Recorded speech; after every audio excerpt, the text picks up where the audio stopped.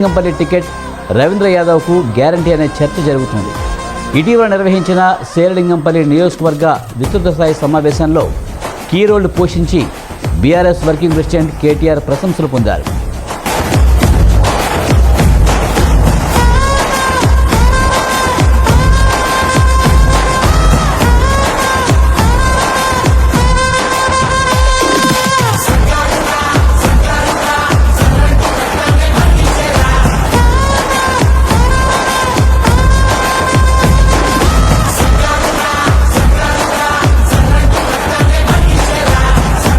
మొత్తానికి శేరిలింగంపల్లి టికెట్ రేసులో ఉన్న యువనేత రవీంద్ర యాదవ్ వైపుకు గులాబీ అధిష్టానం నిలబడుతుందనేది వేచి చూడాలి.